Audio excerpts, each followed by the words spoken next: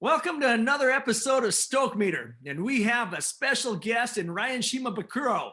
Ryan is the U.S. speed skating coach. Did I get that all right, Ryan? Yeah, well, I'm the long track national team head coach Yes. for the sprinters. Yeah, and actually, who are some of your riders? Riders? I'm sorry, yeah. These are skaters. This You're just talking about wakeboarding. Right, Yes. right. No worries. So this past year I had 9 skaters. I had 4 girls and 5 guys. So our girls, I had Brittany Bowe, who is the 1,000-meter world champion and World Cup champion, and she's also the current 1,000-meter world record holder. Had Kimmy Getz, who was 5th last year in the World Championships, and then Erin Jackson, who was 7th in the World Championships, and Brianna Bocox, who was 12th in the World Championships last season. And then on the guy side, I had Joey Mantia. He regained his World Championship title in the mass start this season. Also had Brett Perry, Austin Kleba, Connor McDermott Mustawi, and Will Gebauer. So Dang. I had 9. And so we just finished out our 21 season a couple of weeks ago, and we'll be starting our Olympic season in about a month or so, toward the beginning of May. So a little over a month. The skaters are on their own right now, and they'll start a maintenance program coming up next week, which they'll do on their own for the next 6 weeks before we start meeting up again as a team. Dang. So that's something I've always been interested in. How does the season work in speed skating? Like, how does that happen? Yeah, so a lot of people, they just see us in the Olympic year every 4 years, right? They don't know what we do outside of the Olympic season, but every year we have a World Cup circuit. We typically have 4 World Cups in the fall, starting around the first or second weekend of November, goes to around the middle of December, and typically they're either in the three regions, whether it's North America, Europe, or Asia, and typically it rotates a little bit, but typically 2/3 of the competitions are in Europe. And then there's usually a break in terms of international comps for domestic competitions like national championships to occur around the holidays, Christmas, New Year's, and then we come back into the international season for the second half of the year, typically around the end of January, beginning of February, with another World Cup or 2. Then we go into the biggest event of the year, which is the World Single Distance Championships, which mimics the Olympic Games. World titles are given individually and not a combination in different distances. And then we typically finish off with the World Cup finals after that. This year was a little bit different, obviously, with COVID. The fall World Cup season got canceled, and we didn't even know if we were going to have an international season, but eventually we had a small hub in the Heerenveen, the Netherlands, which is the mecca of long track speed skating. And there was 2 World Cups leading into the World Single Distance Championships, and then basically the international season was done. But domestically, we ran American Cups. We had what we called Salty Cups to try to give our skaters some racing opportunities. So because you can train, you can follow the training, but if you don't get to race, you don't get to really see the potential of your training come to fruition. So typically, you're gonna start to get into race shape and have your best conditioning several months after the competition season starts. So in speed skating, I know that's a lot of information, but in speed skating, our season is divided between 2 years. So like we'll start off our summer training in May, and our summer training period goes from May to about the beginning of October. And then we start to switch into our competition season around the beginning of October. And then we're going to our international season starting around the beginning to mid-November. And then our competition season will run until the next March. So we start in May of the previous year and we end in March of the next season, if that makes sense. Yeah. Because obviously we're winter sports. So we're right in between 2 years. So hopefully that makes sense. No, that does. It does. And one thing that just came to mind, I don't think as much as we've talked, I didn't realize how much time went into it. I knew it was a year-long process, but that's a lot of time away from family and everyone. And Thinking Yeah. about that, and I remember some of the stories you were telling me about how time consuming it was. But I'm just wondering, how do you help the athletes and even yourself balance everything out? I mean, that's again lots of time away, and a lot of stuff going on emotionally, physically, the whole gamut there. Just so, what are some things you help your skaters do? Well, I mean, the skaters, that's a part of the sport, it's very time consuming, not only within the season, but to develop from year to year. Right. Speed skating is one of the hardest sports in the world because the physiological requirements are astronomical. There's very few sports that require the lactate levels that we achieve in racing, and the tolerance that it takes, and that ability alone takes a long time to develop. Not And it's not just within the season, it takes years to be able to handle that load. And I always tell the skaters, especially when they're young and developing, it's like, the process doesn't get easier, you just go faster. So as you get into better shape, as you get stronger, as you're able to tolerate the higher lactic acid levels and stuff like that, it doesn't actually get easier. If anything, you're able to go deeper within your body to go harder, so it's actually even harder, but you just go faster, and your body's able to handle it better and be able to recover from that intensity much better. Typically in the beginning, most of the time the skaters they're not able to achieve the goals of the workout, but that's by design, and that's to be expected. They got to learn from year to year that maybe in the first season they're going to be able to achieve 50 to 70% of the training and let their body adapt, recover, and adapt. And then the next season, if I think of it, if you take it in a 4-year block, an Olympic quad, the second year is now going to be like 60 to 80%, and then third year 80 to 90%, and then hopefully by the Olympic year you're handling at least above a 90% rate pretty effectively. So your quality and your level of training is extremely high. But balancing the time, a big part of training is balancing the recovery, because with hard training comes hard recovery. So we have a great medical staff that help, and we have a great facility that has a lot of recovery treatments, equipment, and one of our sponsors is Hyper Ice. So we have a lot of recovery products from them, from percussion massagers to Normatec recovery bags for their legs. And we have our athletic trainers that are world class, and they've been working around world class athletes for many, many years and many Olympics. So their hands are magic. And then in our recovery room we have a hot and cold tub for them to do cold therapy or hot therapy, or what they call um, combination, or like a hot cold combination treatment. Yeah, and then I always encourage them to have a good positive outlet away from skating. Some of them like to do yoga, some of them like to just go on an easy hike or hang out with their pets. A lot of them have pets, a lot of them have significant others.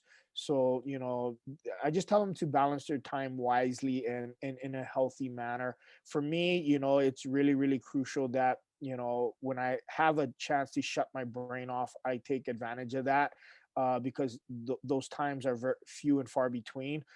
During the summer, obviously, I love to wakeboard. I own my own boat, and I try to get on the water as much as I can.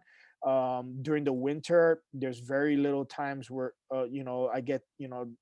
I rarely get a day off during the winter because of the competition season. And on those days, I'm typically trying to catch up on sleep.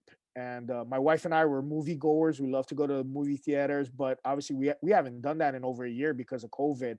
Sure. So hopefully things will change. And after my heart attack in September of 2019, like I had to kind of change how I coach, and just so I manage my stress and the amount of energy that goes into it, so I can recover and continue to do this job at this level. So yeah, it's just all about balance. And I encourage the skaters, like if they start to feel stressed, they talk to me about it. We have a team sports psychologist as well that we work together in case something significant happens. But yeah, like anything, you have to learn how to moderate and balance your workload. Yeah, no doubt about it. I'm just thinking of Urban Meyer back in the day when he had all that pressure over at University of Florida. Remember that when he was doing the multiple national championships, and Yeah. they were definitely health related reasons, and that's why he took so much time off. But Yeah. And after the season, I really try to shut down. I try to tell the skaters, hey, unless it's an absolute emergency, don't bother me. Don't contact me. Like I'm shut down. Because even right now, like we're in like season debrief meetings. The Olympic Committee pushed up our high performance planning deadline by 3 weeks. Normally it's by the end of April. Now it's by the end of this month. So we're having to do all these meetings. So I haven't even been able to fully shut down and have some reflection time on the year yet. yeah, And my boss obviously understands that, but at the same time, I understand like, hey, well, we got to get this done. The Olympic committees, their backs up against the wall because Tokyo got delayed a year. So about 7 months after Tokyo's done, we're going right into Beijing. So, we got to help them help us. So I get that. But just to my point, like I told the skaters, like, give me my time right now. We're coming into the most important year of an Olympic quad. Obviously, it's the Olympic year. You want me fresh. I want you guys fresh. So, let's have some distance for now. yeah, and I can only imagine that has to be a hard thing, especially when you're around each other 24/7, and Yeah. that's something that you come to know. And a lot I know I didn't until I was on a team that really impacts with you from a Oh mental yeah. state, right? You throw your Yeah. whole life out of whack, and that's it's. I'm glad that you're able to do something like that to get them into that balance, into that mindset, if you will. Yeah, especially Well, when you're on the road, you're in a hotel or like on your rest days, you're traveling, right? You're going from another country to another country. So a rest day is not really a rest day. You're Yeah. spending about, anywhere from 15 to 20 hours, if not longer, traveling from another country or another region to another continent. So, and the longest I've ever been on the road in one block was 9.5 weeks. I mean, so like you talk about 9.5 weeks. So over 3 months and or over 2 months and no days off, absolutely no days off. So yeah, it can be stressful. Sorry, Gary, I didn't mean to cut you off. oh no, not at all. I was just gonna say, you kind of glossed over something.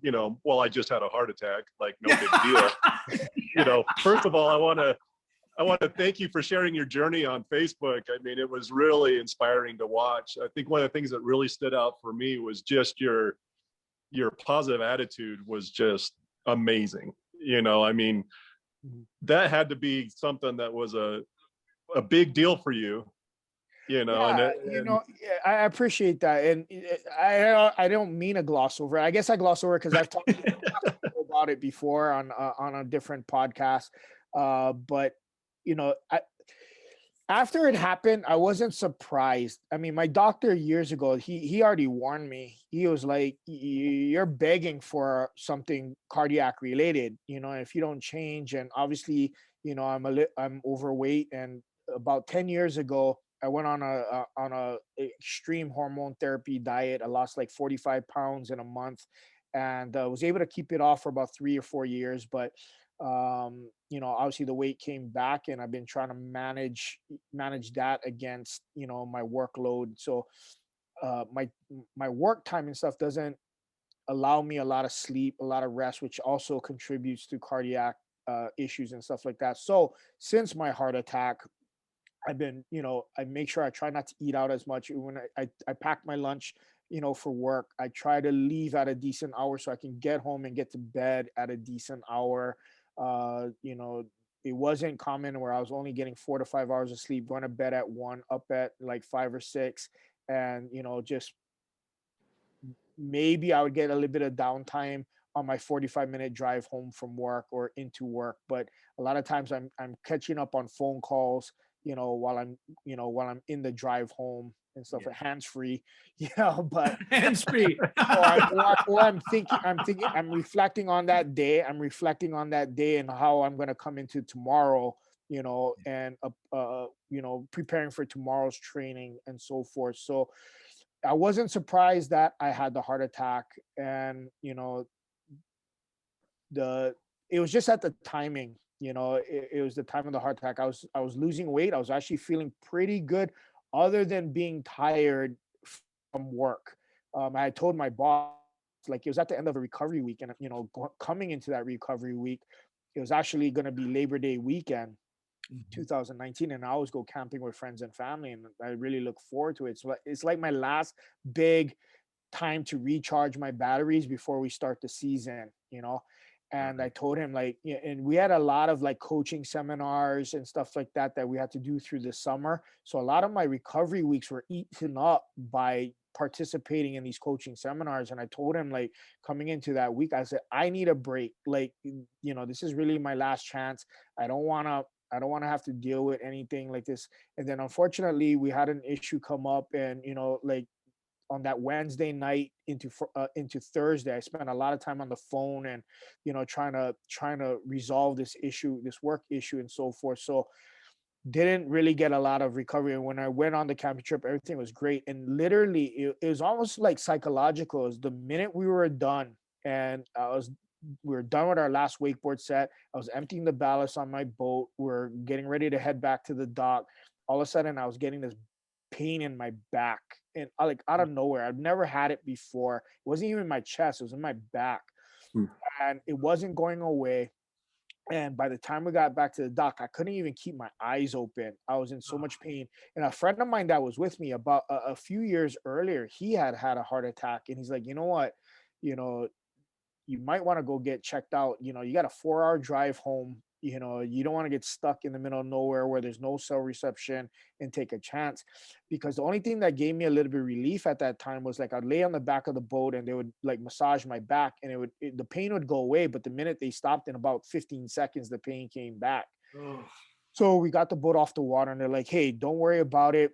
We'll break down camp. We'll pack up everything. Just go into town. So a friend of mine that lived there at the time, he's like, take my car, we'll figure it out, don't worry. So my wife drives me into town, and they draw blood. They're trying to give me pain meds to control my pain. Nothing's working.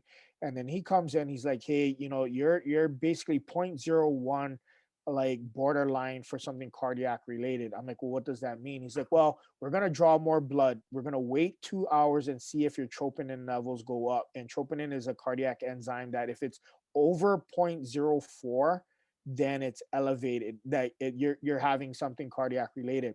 When the numbers came back 2 hours later, I could hear the doctor outside, like, hey, get the the helicopter ready for transport. oh, hey, We're flying Not him. what you want to hear.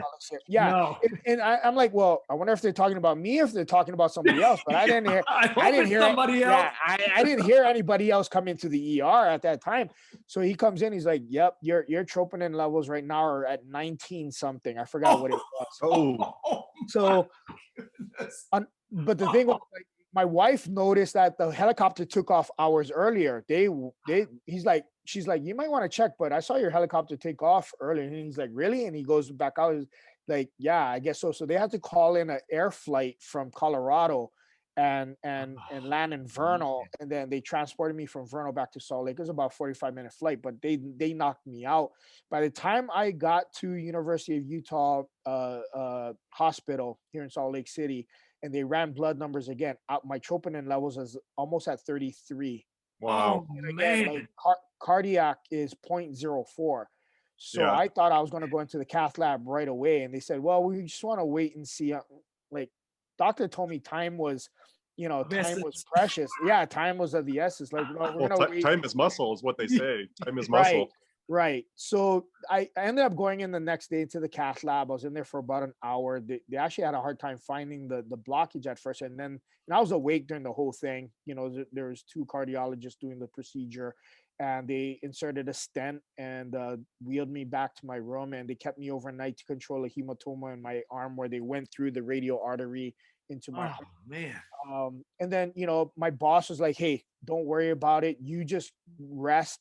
I got you covered. Don't worry about the team. I'll handle it, which I know he was, because he used to be a former head team coach as well. So I knew he could handle it. But he was also, he had his role to play as well. So he's doing double duty. My sister flew up from Hawaii to help my wife, because my wife had to go to work. So Ugh. My sister stayed out for a few days to help get me transported back home and just make sure that everything was stable, and started cardiac rehab about maybe a week later. And I was in rehab for about 10 weeks. Normally it goes to about 12 weeks, but I was progressing pretty well. So I was able to finish 2 weeks early. And then a day or two later, I went back to work. And that's when my team was overseas at the time. They were finishing up the World Cup circuit.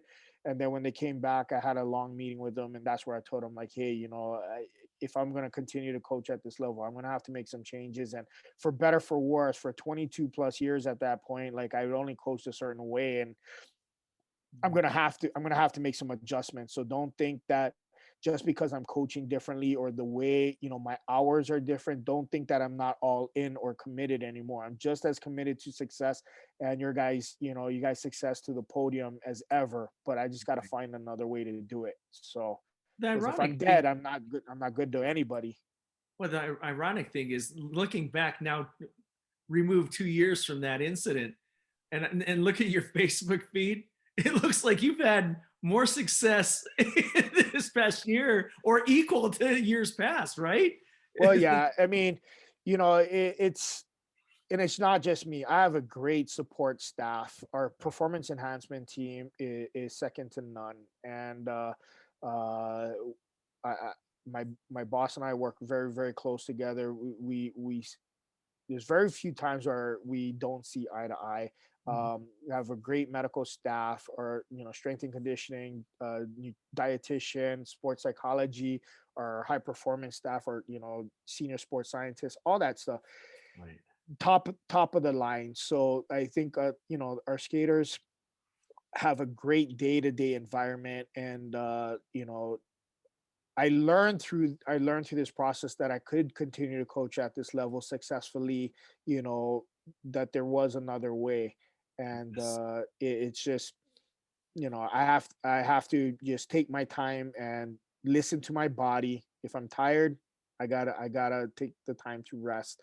And when I do have free time, I make the most of it. And the skaters really respect that. Every now and then I might have to remind them. They forget sometimes that, I have changed, I have shifted the way I work. And maybe they're stressed out about something, or if they're not skating as fast as they would like, we have to have a little bit longer discussion on where things are at and how we make that adjustment and get it back. But overall, they've been very, very respectful and very supportive. And that makes uh the long days worth it. And when they achieve their goals, that's always, that's always rewarding. So Yeah.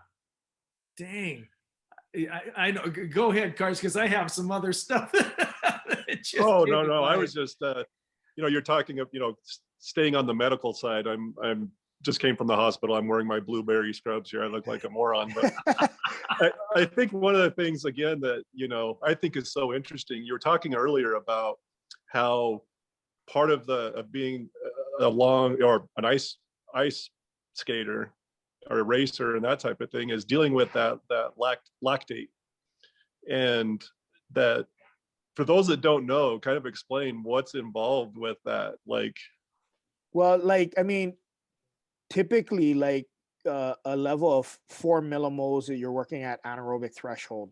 And anaerobic threshold is the point of when your body is producing lactic acid but also clearing it. So you're not at that burning point yet where your muscles are fatiguing, because you're not accumulating. You're producing, but you're clearing. Right. So that's at 4 millimoles. Some of our events, like the 1500 meter for the ladies and men, even potentially in the 1,000, but like the men's 5,000 meter, they've had levels of over 30 millimoles. Now, like in track and field running, like if they're above 8 to 10, that's huge for them. So try to triple that amount. 30. Good. Yeah. night. and it's So basically like having battery acid injected into your thighs. I mean, Oh, that's it's like why. the worst possible pain, so And these guys are dealing with that day in and day out. so and the thing is, when you see skaters after the race, and they're literally like, they can't stand up, and Mhm. you see a lot of them like go over to a trash can and throw up, it's because of the amount of lactate that they're having to tolerate and deal with. And that's a race requirement. There's no way around it. So the only way you can deal with it is to train. You know, you have to go through a training adaptation from year to year, and that takes a long time.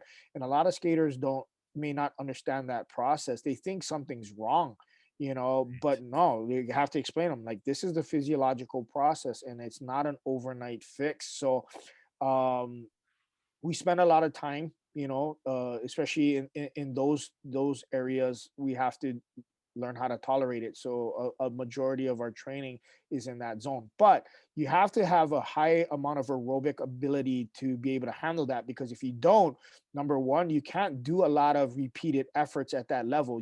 Instead of doing maybe 8 to 12, you can only do 2 or 3 tops, and then your body's cashed. Yeah. Number two, having a high aerobic ability is going to, even in for the sprint events, is going to allow you to recover from that high intensity interval training much better, much more effectively. So it doesn't keep you in that slumber that you'll feel afterwards for a long period of time.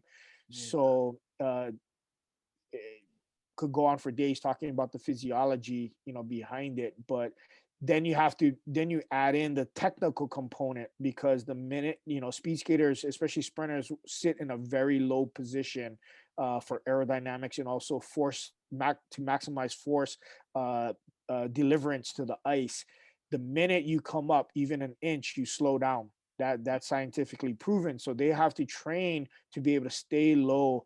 And that alone, the minute you get into a skating position, your heart rate jumps up and your lactate levels start to go up already. So that takes a long period of time to develop that ability to handle that as well, to be in a specific skating position effectively to the end of the race. So you'll see the best skaters at the end of the race not losing their technique, not losing their rhythm. And that's a combination of technique and physiology working hand in hand to get them to the finish line as fast as possible. That's absolutely amazing. I remember running into Eric. Is it Eric Hayden or Iden? Yep. Hayden. Eric Hayden. Yep. When I was in New York City, living in New York City, I remember going in the park and there was some event there and he passed me. And this is 20 something years removed from the Olympics that he competed in. I just remember how gigantic his legs were still. Oh, and they're still huge. Oh, they're just gigantic legs, but how fast he was moving. He was blowing everyone away, man. It was one of the craziest things I've ever seen. He had to be in his mid 50s by that time. Oh yeah, and even now, like, he and his wife and their kids, they live up in Park City. I mean, his kids are going into college now, but Dr. Hayden, like, I mean, every now and then he'll come in, he'll do a training ride with us, and his calves are still look like there's 2 softballs in his calves, and his legs are just gigantic. I mean, Eric's a freak of nature. I mean, there's no way around it. And it ran in his family. Like his sister Beth, who was Olympic bronze medalist from 1980 and world speed skating champion. She's actually world champion in multiple sports, in road cycling. She's also a great cross country skier. She actually held the high school mile running record, back in the 70s. So but she's not big like Eric. She was very small in stature, but ripped. Absolutely ripped. And the last time I saw her was for his 50th surprise birthday party in Park City. His wife was putting together a surprise birthday party. So my wife and I went up there, and we're walking up to the farmhouse, waiting for Eric to arrive. And I heard somebody call my name, and I'm like, that looks like Beth. And sure enough, but she's wearing like a cocktail dress and her legs are just ripped. I mean, still like she's, late 40s, and she looks not a day over 18, and just fit as can be. And we're waiting until Eric shows up, so we're just catching up and talking. And her daughter had gotten into cross country skiing, and she had just made the junior national team. And she's like, and we're coming up to, in 2 years we have the Vancouver Olympics in 210, and she was thinking of maybe just for fun trying out, because again, Beth was a really, really good cross country skier, Nordic skier. And from what I heard, she almost made the team. Oh man. She got close at nearly 50 years old. So, I mean, the genetics that run in that family, I mean, of course, like anytime I hear something like that, I'm like, oh, of course, it's the Haydens, you know? So, yeah.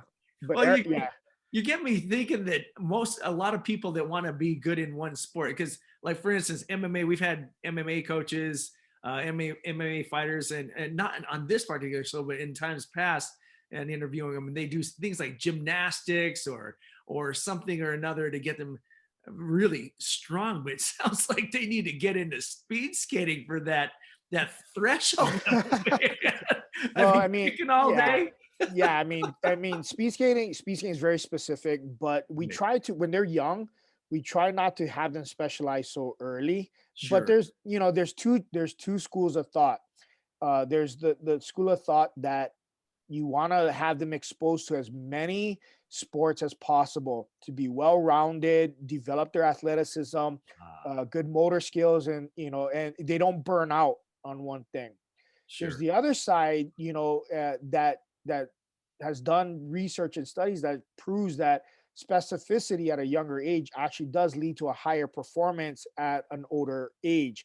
But the caveat to that is if they get to that level, if they don't burn Interesting. out by then, if they don't get, Yeah. overuse injuries and stuff like that. But the one research recently over the last couple of years, and they presented to us, because specificity is a big topic in speed skating, Sure. and they were saying that the European football or soccer, that the reason why the level is so high is by the time the European kids, by the time they reach 12 years of age, have gotten nearly about 8 to 10,000 hours of specific training more than a North American soccer player by that level, and that's why we're so far behind. And but again, I'm not gonna paint everybody with the same brush.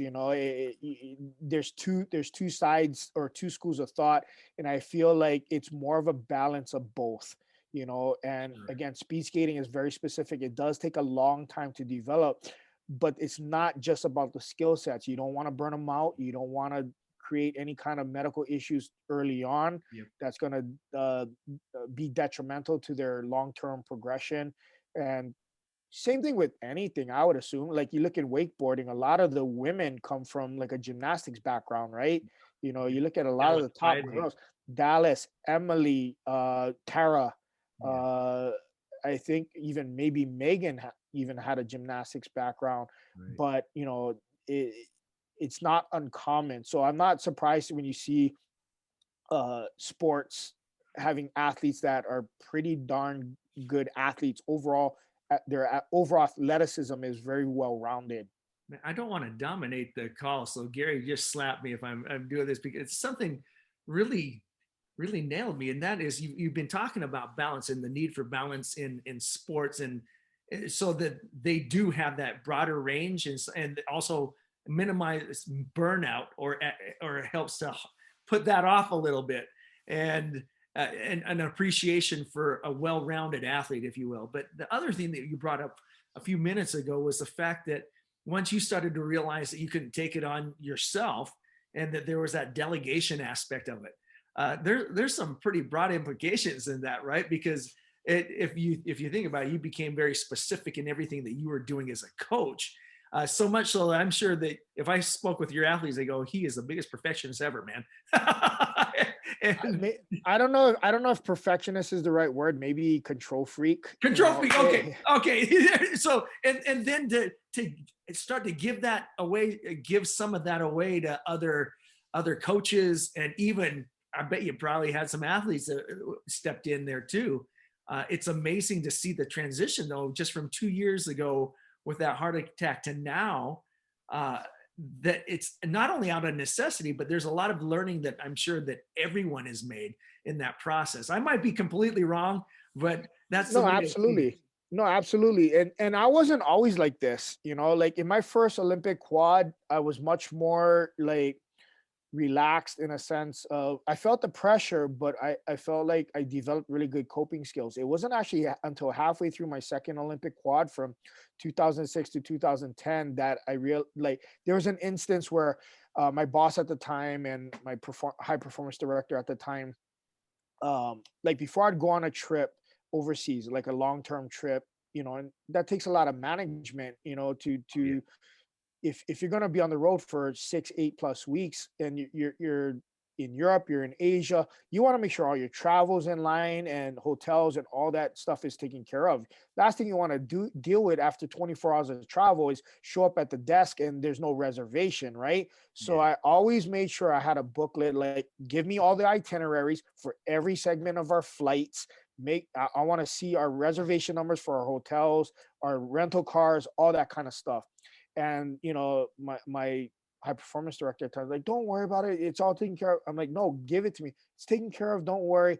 So we go to Germany and we have a World Cup there, and then we're going to Herenveen, the Netherlands after that for the World Cup final. And we show up at at Munich, Munich's airport, and two of my skaters have no reservations.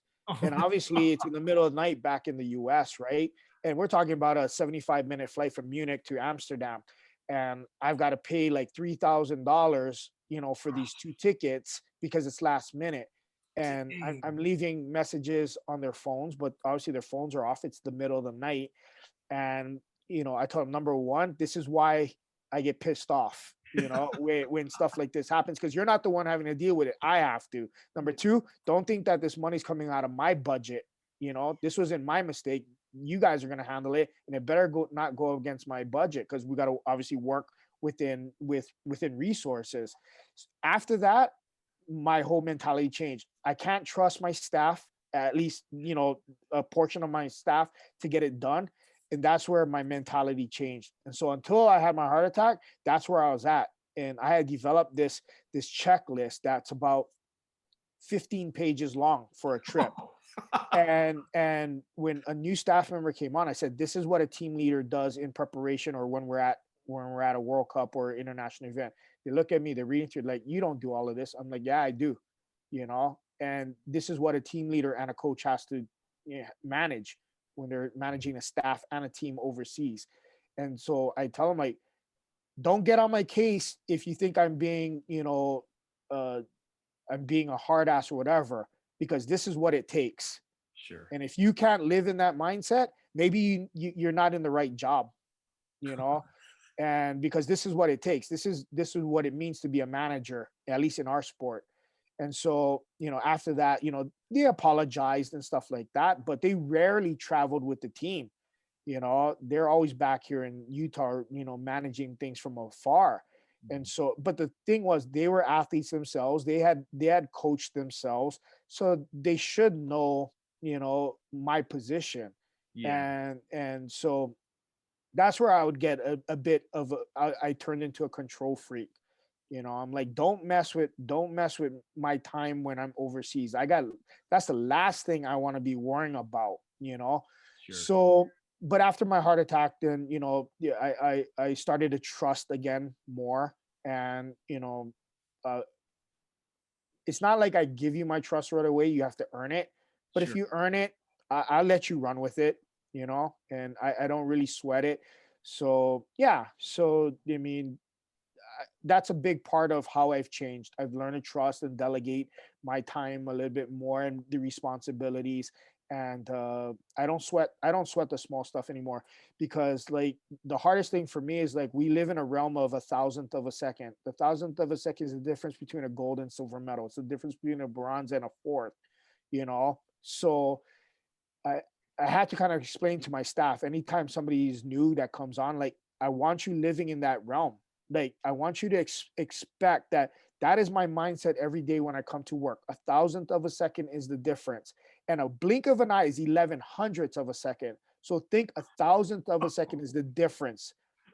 So, if you can understand where I'm coming from, we're gonna get along, you Yeah. know. But if you're gonna think that I'm being unreasonable, we may clash. Yeah. So, and I try to be as patient as possible. I try to coach people up and give them the time to learn, and we all make mistakes. We all make mistakes, and I get that. But it's the ones that tend to think that, you know, anyone can make a mistake, but you learn from it and you do your damnedest to make sure that that doesn't happen again. It's the ones that don't think that it's a big deal, you Sure. know, and they take our time for granted. I'm like, athletes lives, just like anybody, has an expiration date, and it's going to come up sooner than we think. Yeah. And when the skater walks away from the sport, at least from the competition side, I want to know that we did absolutely everything possible to make sure that when they went to the start line, they were prepared. You know, that's Yeah. that's how I think. And so, um, yeah. So now it's more like, okay, delegate a little bit more, so I'm not taking on everything, and trusting in that process, and it's really helped a lot. So That's awesome. That is good to hear, man. Especially since you're a friend and don't want to see that kind of garbage happening to you again, man. I appreciate it. Yeah, I don't want it to happen either. I'm fortunate to have gotten a second chance. It was definitely a warning shot to me. So I was able to reach out to a couple of other coaches in college sports from different sports that went through the same thing, that helped me actually get my mind right, because I had a lot of things going through my head, from a confidence standpoint. Like, was I going to be able to do this job at, you know, because my cardiologist was like, this was stress related. You got to find a way to do your job with less stress. I'm like, well, how do I do a high stress job with low stress? He's like, you got to figure it out. He's like, you got to figure it out. So Yeah. that's where I was kind of like, I started to wonder, can I at least coach at this level, at the highest level? Can I continue to do this?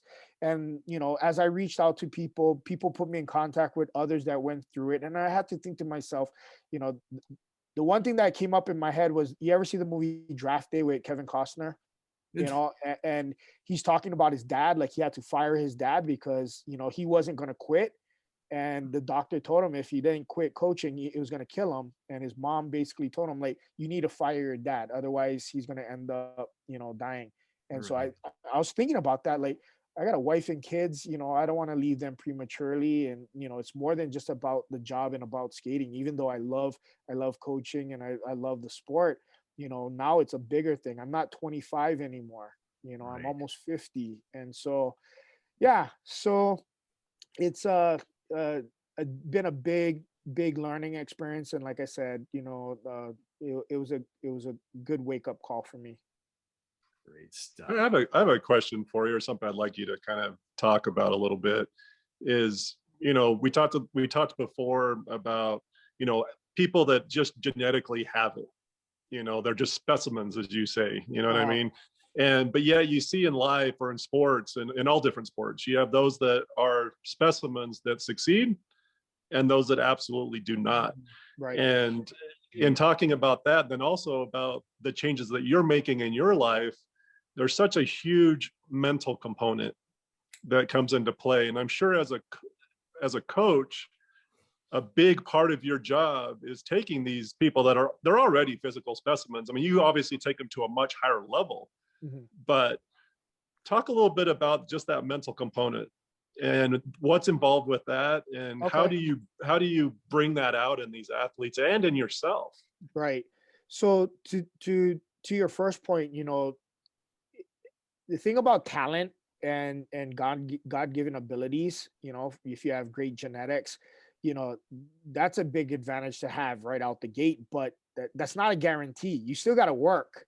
You Yeah. know, as the saying goes, hard work will beat talent when talent doesn't want to work, right? And so you see a lot of these kids at a young age. You can pick them out and like, wow, they're gonna be good. They're gonna be good.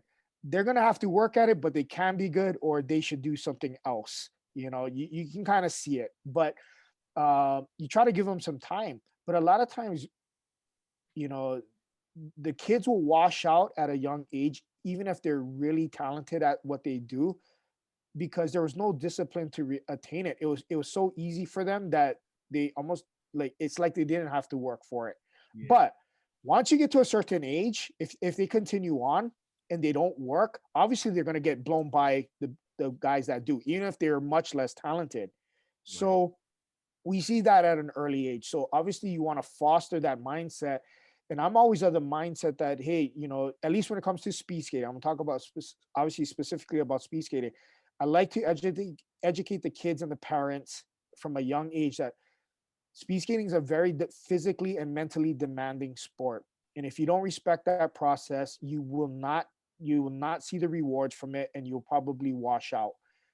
If you understand what the race requirements are up front, then you'll be able to navigate the process much more effectively and easier. Not to say that it's going to be, all roses, but it's kind of like, if you want to go into the medical field, if you want to be a doctor, up front how many years that's going to take, what the courses are, what the process is, right? Right. And so you know what you're walking into. A lot of times these days, it's like with this generation, it's like you don't want to scare them off. You don't want, you got to hook up. And I totally don't believe in that. I think that they're going to get hooked if you're honest with them up front and teach them that, Great hey, point. speed skating is going to be fun when you're achieving your goals and you're skating fast. That exhilaration, that a feeling that you're skating in excess of 30 miles an hour, under your own power, that's fun, but the process to get there may not always be fun. It's going to be darn right, very, very difficult, to the point where you're throwing up and you're not able to walk, but that's a part of it. But I'm going to warn you up front that that's a part of it. And if they understand it, then they're going to be ready for it. I feel like they get surprised and then they lose the fun when they don't expect it, and all of a sudden they get hit by it and they think something's wrong. So, that's number one. Like I really try to set them up for long-term success, and and not overnight success, because that's another thing. Like, we're in such a generation of instant gratification right now. They want it here, they want it now, instead of understanding that, hey, this takes time. Now, some people may show progress sooner than others, but I guarantee you they're gonna end up going through a slump. Everybody always does. It's not a linear rise to the top. And if you don't develop those skill sets, those coping mechanisms mentally to be prepared for that, that's setting you up for failure, because that's not a realistic process. So I try to also, prepare them for, like, hey, these are the days where it's going to prepare you physically and mentally to handle those times, whether it's in training, in competition, or both, because, for instance, one of my skaters this year, up until now, this was her 5th season on the ice, made rapid progress over the last few years, and never really had a bad period in skating, or like a really hard fight. Right. Typically, when it was an important competition, she was able to rise to the challenge. But this was a period where, she did get COVID. How did it, it was, how much did that play into it? I'm sure there was some, but it's hard to quantify. But at the end of the year, I had to have a talk with her and just say, like, I know it sucks. I know you don't like to be in this position right now, but you had to go through it. I'd rather you learn this now than in a much more important period, or next season at the Olympic trials, or even at the Olympic Games. If you learn this now and how to cope with it and make yourself better and rise from it, you're going to walk away in a much better position, even if the times didn't show it, because it's not always just about the times. And Bonnie Blair, a long time ago, told me, she's like, you can always walk away from a bad performance with something good. It can't all be bad, and in our human instinct is always to gravitate toward the bad first, but she says that it's very important, to find a positive, because that's going to keep your perspective going in the right direction. And I always remember that. I mean, that was over 20 years ago. She told me that. And so it was more about, not always just getting frustrated with where you're at. It wasn't always about the time. It wasn't always about the podium or the medal. It was about the process. So you have to talk about, you have to keep your mindset on the process, on where you're going.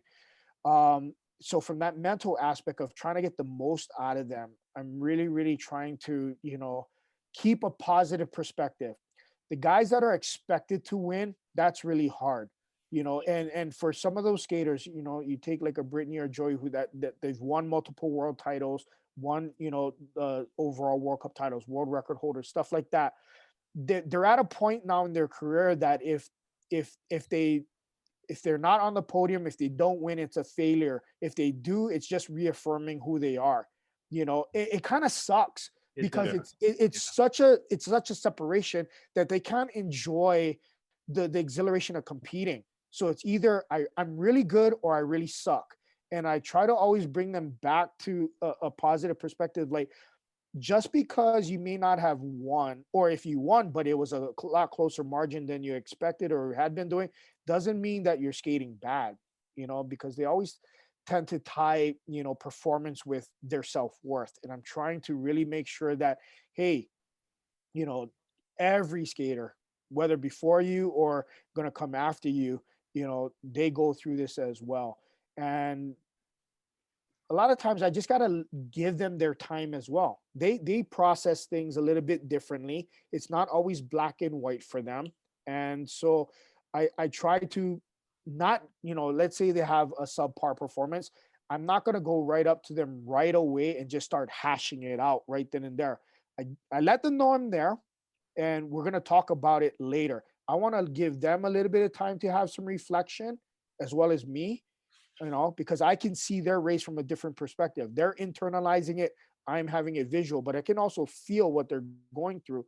So we come together later and have that in-depth, perspective, and then walk away from it on how we move forward. And sometimes that even happens, when they're performing, and they are producing results, and you don't learn as much obviously from victory as you do in defeat, but even when they're doing well, we try to find out where were some areas that we could even still have done better. So so from that aspect, it's just about making sure that they're not taking their talent and their abilities for granted. And when you get to the top, it's the cliche, right? The target's on your back. It's harder to stay at the top once you get there, because now everybody's gunning for you. So you have to find other ways to stay at the top, So, and for me, that can be quite hard. I'm a creature of habit. I know what works, and I use the analogy. It's like a chef, right? When they create a recipe, they know the flavor that they're searching for. And once they get it, they know. It's like they don't need a measuring, spoon or whatever. They know what the flavor is. So when it's done and they taste it, that's it. When I write a training program and I know what the desired result should be, I can see, okay, we hit it 100%, or we hit about 80%, but it was still solid, but we can get more out of it the next training block. Stuff like that. So from my perspective, for me in those moments, it's just, again, about keeping perspective. And no one's a bigger critic on myself than me. Like when I go into, when I go into peer, when I go into peer reviews, I'm like, don't think that you're gonna offend me or hurt my feelings, because I'm my hardest, and don't confuse my easygoing mannerism with a lack of competitiveness. I'm a sportsman. If I lose, I'm the first one to go up to the skater or their coaches or both of them and congratulate them. I'm not a poor sport in that way, but at the same time, I don't like to lose. And I know my skaters don't like to lose. So, but sometimes I feel like, they've been questioned, like, man, you don't seem too affected by the inside. I'm dying. I'm thinking already, like, what happened? How do I fix it? And how do I make sure it doesn't happen again? Sure. So. Right. There's so many words of wisdom here. I'm just looking at the time right now. And first of all, I know we have to do another show because we didn't get through a lot of stuff, man, because I have a ton of questions, and Gary's over there going like this too. He has a lot of questions. I'm just wondering, can we do another show with you too? Oh, absolutely. Absolutely. I love it, because the nuggets that you just dropped of wisdom here, there are some great ones. And I have a feeling a lot of people are going to benefit from that. So thank you very much. Much appreciated. Hey, I Especially- have one request. yeah, go ahead. Go ahead, Karch. I got an amazing coach that I'm talking to right now that operates at the highest level of their sport. I want you to drop one piece of wisdom for all of us regular schmoes and schmucks for just normal life. Give us a nugget of awesomeness that'll help us out. I'm putting you on the spot. Yeah. Well, one word of wisdom, man, enjoy the ride, enjoy the process. Yes. It may not always be fun and games, but I'm very fortunate. I've said this time and time again. I am blessed and fortunate that I get to wake up and make a living and a career out of my childhood passion. There's not too many people that can say that. So even through the hard times, and it really helps me keep perspective. And I've got a great team of skaters and staff to work with. Like I said, it's not always roses, but I enjoy everything I do. Even on the hard days where I think there's no tomorrow. I don't stay in that mindset too long. And I just remind myself, like, we're all human. We're gonna go through that, but I better enjoy the ride, because it's not gonna go on forever. And so, yeah. And if you don't enjoy it, nobody's going to enjoy it for you. Exactly. So that would be my piece of advice. Thank you. I think that's fantastic advice that we can all learn from. Thank you. I actually think you need to get that coach over here to be our audience interviewer next time. That's what I think. Well, Ryan, again, thanks a ton for your time, and we will definitely be catching up again. All right. Awesome, man. I appreciate you guys giving me the platform, and I look forward to doing it again. Awesome. Absolutely. Thank you. Thanks, All right. dude. All right. Yeah. Mahalo, you guys. All right.